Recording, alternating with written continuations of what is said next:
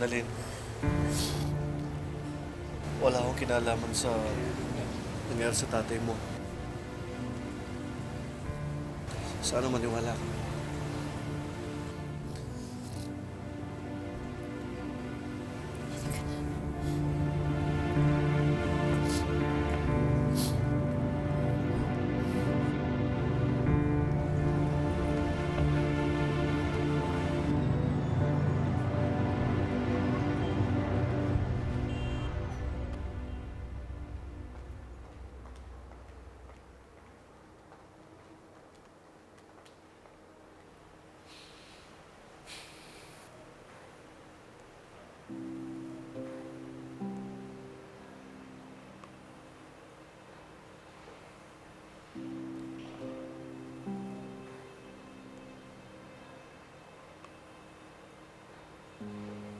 Oh, ngayon ka na ulit kumain yan, ah. Wala. Pampagood vibes lang namin kasi nangyayari lately. At least, okay na si Doc Carlos tsaka si Ma'am Lynette.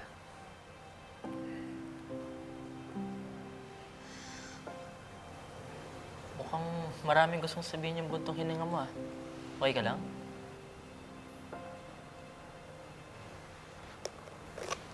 Sa totoo lang, Harry, di pa rin ako kampante sa daddy mo eh. Yung pagmamakaawa niya kagabi, parang hindi pa rin talaga ako nako-convince. Annalyn, it may look OA to you, pero sincere si Dad. Bakit? Yun pa rin ba yung iniisip mo? Gaya ng lagi kong sinasabi, why don't you give my dad a chance? I mean, yeah, hindi siya perfect. And I admit, kung ako lang ang masusunod, ayoko sila magpakasal ng mom mo. Dahil baka masira yung panliligaw ko sa'yo. Pero hindi ako naging selfish. Kasi inisip ko na lang na masaya si Dad. At kung si Tita Lynette ang rason sa happiness ni Dad, then sino ba naman ako para mag-disagree? I know you have hesitations, Annalyn. Pero sila naman yung nasa relasyon at sila yung magsasama. Ang magagawa lang natin ay suportahan sila.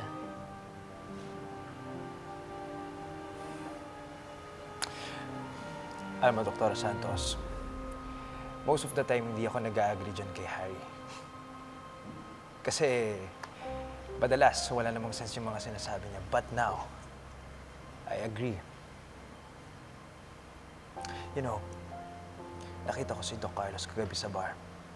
And I can sense na he was so devastated dahil sa naging away nila ni Ma'am Lynette. Uminom, pakalasing. Dahil baka hindi matuloy yung kasal nilang dalawa. Alam mo, Doc, mahal na mahal ni Doc Carlos si Ma'am Lynette. Kaya gano'n na lang siya kaapektado.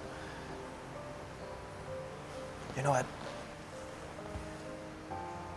Bakit hindi mo siya bigyan ng benefit of the doubt? Gawin mo to, hindi para sa sarili mo. Gawin mo para sa nanay mo.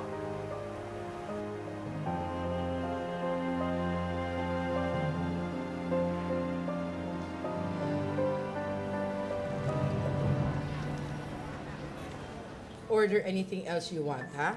Ito na ang celebration natin as my return as the Queen of Apex. Cheers! Cheers! Unbeatable ka na talaga, Moira. Hail to the Queen of Apex. And hail to your reign. Pero, alam mo, hindi kompleto ang kingdom kung walang king ang reyna. Pwede ba, Nerissa? Hindi lahat ng reyna ay kailangan ng hari. I just don't need Robert in my life right now. Period. Sinasabi mo lang yan, but I'm sure gusto mo pa rin si RJ. Well, technically, Robert is still my king. Remember, tanyag pa rin naman ako dahil kasal pa rin kami. With what happened to Apex, Robert just has no choice. Dapat nga magpasalamat siya sa akin at hindi ko siya hiniwalayan. Dahil by virtue of our marriage, Apex is our conjugal property. Dapat nga magpasalamat siya sa akin dun eh. Miss Santos? Opo. Moira, This way po.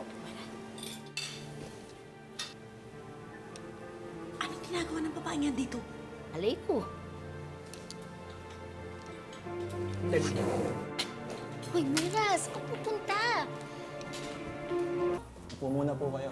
Tatawagin ko lang po yung manager namin. Thank you po. Ako, Lynette, buti na lang nagkaayos na kayo ni Carlos, no?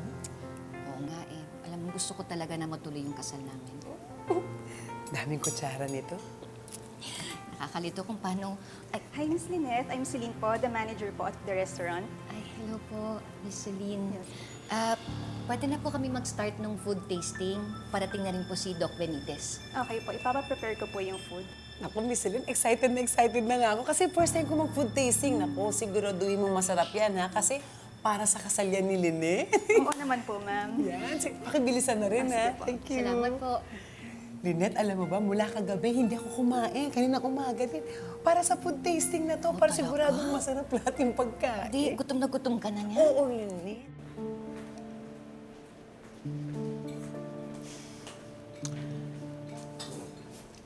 May pa-food tasting pala yung buwisit na yan. Sounds like fun.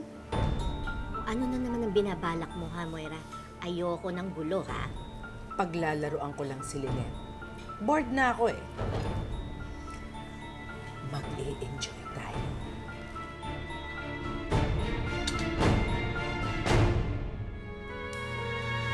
Namin kunin yung contact info niya para masabihan namin siya tungkol sa kondisyon mo. Hindi niya po dapat malaman na nandito ako sa ospital ngayon. Josa, may naamoy ka ba? Amoy malansa. Teka, mukhang ito yung balansa eh. Ano yan? From me, myself, and I, Moira, may you have a bloody wedding and may death tear you apart. Bakit narinig mo lang na galing kay Doc Carlos yan eh? Biglang umayaw ka na. Bakit ang nega-nega mo sa kanya, Apo? I just want you all to evaporate right now. ikaw ang masamang elemento dito, Moira. Kaya dapat ikaw ang mag-evaporate. Bakit hindi mo buksan ang mga mata mo sa kabutihan ni Doc Carlos? Gusto mo yung puso mo. Ngayon, nagtsatsaga ka na lang sa mumurahing sardinas na malapit na mag-expired at higit sa lahat, kabit!